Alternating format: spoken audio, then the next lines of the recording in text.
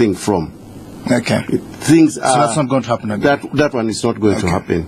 And also issue to do with voters failing to get their names on the register. That one must not really be blamed on the Electoral Commission, because during the display and the reorganization of polling stations, the Commission called upon all stakeholders, including political parties and their agents, to be involved in the reorganization of polling stations. Right. But that exercise was marred by boycott by the political activists. And then later on, that area was reorganized. Some polling stations were created. Those who were above 80 and 800 people were removed and then split into two. Right. Now, this brought a lot of problem in this exercise. Right. People did not know where to go, because during even the display, they never went to check. They just knew that they were voting in Falau, and that's where they... I'd like us to hear from our listeners. Mr. Ochola, thank you very much for that extrapolation. This is Spectrum on Radio 1. Our telephone numbers 0414-348-111, 0312-260-390, 0791-909-909. I'll ask you to be straight to the point and tell us your name and your... Edmond, good evening. Thanks for hosting your guest in the studio. Jimmy is the name. Hello? Now, the Russian communists told us one time that the vote counters matter more than the voters. That's point number one. Mubarak, Hossein, Saddam Hussein, Gaddafi, plus the former Tunisian ruler have been winning elections, but their fate should open our eyes. The Electoral Commission, I think I should point at you, Mr. Ochola, should not hide under the armpits of the ruler. To therefore give us this kind of statement you are giving in the studio. I agree with those who say that dictators can get 100% during voting, but yet the people's wish and will is different. Ugandans, wake up. Have a good evening. All right. You didn't tell us your name. Spectrum, hello? Hello?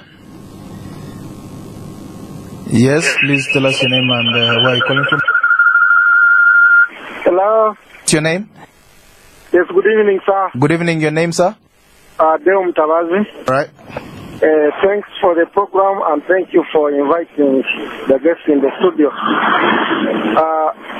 I really, first of all, congratulate His Excellency for really staying through, and I thank the people of Uganda for really bringing out their voice boldly despite all these mere diversions by the opposition and a lot of lies. Mr. Lubega, I think he doesn't know much about Uganda. The gentleman has been out of the country, and he shouldn't pretend to speak for the majority of Ugandans who have spoken and obtained their signature in electing President Yoweri Museveni for the first time to lead Uganda. Ugandans are bright enough and they know what they want. They cannot give me face. I thank you very much. All right, we'll go to our next caller. Spectrum, hello? Good evening. Good evening, your name? My name is Kyerere. Okay, Mr. Willy. I'm calling from Entebbe. First of all, I want to congratulate Ugandans. Ugandans have spoken. I've also read the report of the observers, and I want to agree with them that election was free and fair. There is only one thing that takes away voters from opposition, especially the talks by, you go to different places and you tell people, give them different messages. Why President Museveni has won the hearts of the people? First of all, he did research on what people want. And when he went to them, he was dialoguing with them, telling them, yes, we have done this, we have failed here, but there's a problem here, and we need to correct it this way. Now, in other areas where probably you find that even the opposition are saying now that they not go to court. You know, Ugandans are tired of those kind of words. There is now a system which is very clear, where when you fail, you go and put your redress in the courts of law. But if you are saying you are not going to the courts of law, then where are you going? Why should I waste my vote to somebody who is not going to the courts of law when he loses election? So these are some of the things that actually reversed people's mind, even if our brothers there, the votes. Now, the position is, I would request President Museveni to get all these manifestos, pick out things which are real, are affecting the people of Uganda, so that he can implement them.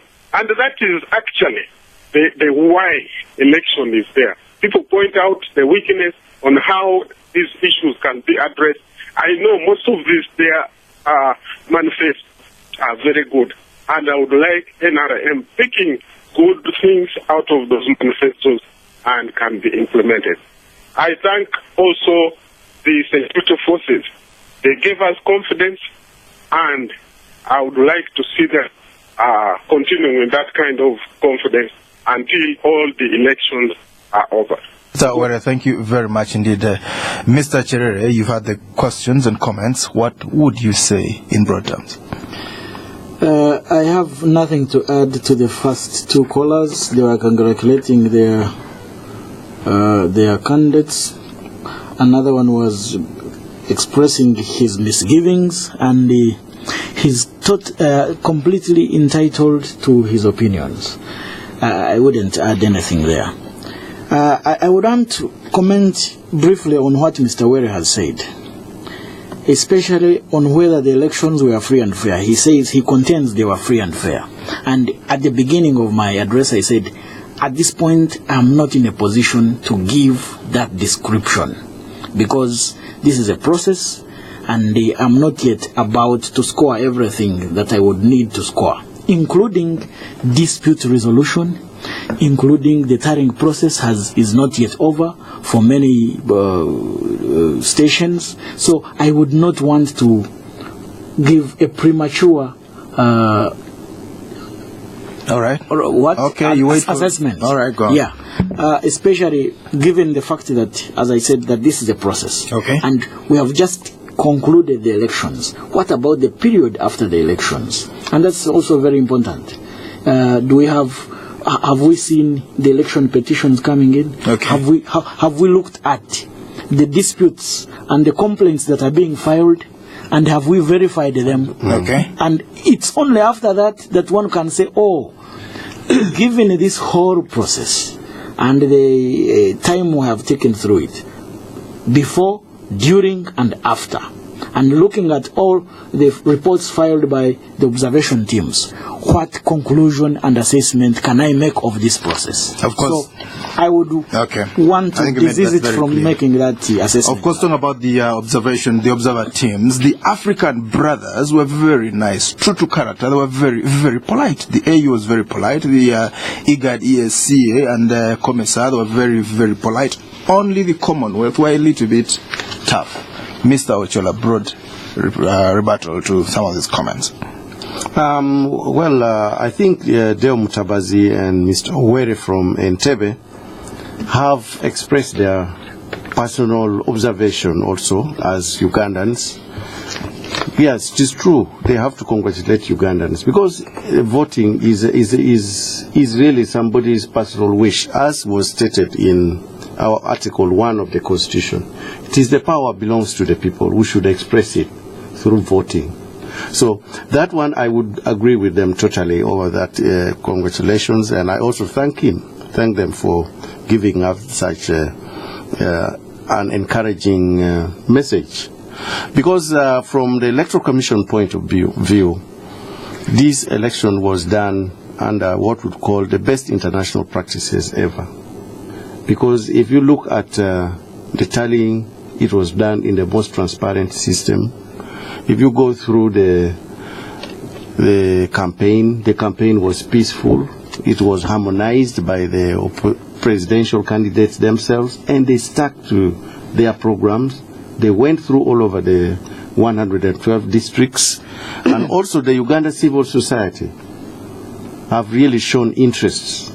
They participated effectively. Right. Most of what we call civic education was done by the civil society. Yes. On the advice of the Electoral Commission. The Electoral Commission gave them the messages, and they continued. Up to tomorrow, they are still doing the same job, which is very commendable. Right. So even the legal framework it came out in time, at least this time, for the Electoral Commission to do some of what we could call reforms and amendments in our process. Okay. So I would totally agree with Were and Mutabazi that there was some freeness and fairness in this election. All right, Mr. Walter Lubega, you are in the thick of it. What would you say to some of these remarks? Of course, the first caller, I would like to thank them all. Yes. And as my colleagues say, they entitled their opinions. Yes. I think I would like to comment on the second caller, who specifically addressed it to me, said that Mr. Lubega, you have been out of the country and you have less knowledge of what this country is. Yes. I would like they like to say when you're out, they eat sausages a lot, and you don't know what's happening on the ground. And bacon. Were these the same comments during 1980 by the Obotes then versus Museveni and the 25? As 27. So I won't go further than that. All right. Secondly, we have Mr. Museveni, of course. You all know, for example, his involvement in this election, bribing MPs left and right, looting. What do you mean looting? The Observer put it very clearly. The Observer page put it very clearly that Mr. Museveni and his other colleagues in government have looted. Well, I'm not sure about that. Yes, that's what they and he has not come out to defend. That's even the Minister of Finance and the Bank of Uganda alluded to it. 1.4 billion blown in the month of January. Secondly, look at how the alphabetical order, which is a provision under the law. Yes. Of surnames. Mr. Museveni and the Electoral Commission, I don't know how far the Electoral Commission was involved, but they need to explain that and come clean how they flouted the alphabetical arrangement of our surnames. Look at the man with the kofia, the man with the hat. Yes. I took pictures which had specs, and I was told I must never bring them because it is against the law. There's a man with a kofia who appeared on the ballot paper. So you mean that's not supposed to happen? For God's sake. Anyway, I wanted to bring this to the attention of the public. Very briefly. That the rejection of these results by many of us who participated and stakeholders, and the concerns by many other stakeholders also emanate on what I've read in Article 1 and also especially Article 3. It is prohibited for any person or group of persons to take or retain control of government. Yes. Of Uganda, except in accordance with the provisions of this constitution. All right, and the last bit, any person who singly or in concert with others does so by any such means and suspends or abrogates the constitution, then commits an offense. And here we are. Power belongs to the people. Well, we are saying we shall assume responsibility. We have to go. Maybe we leave that to the courts to decide. Somebody said they should be from your manifestos. If they pick something from your manifesto and ask you to participate in the government, would you do it?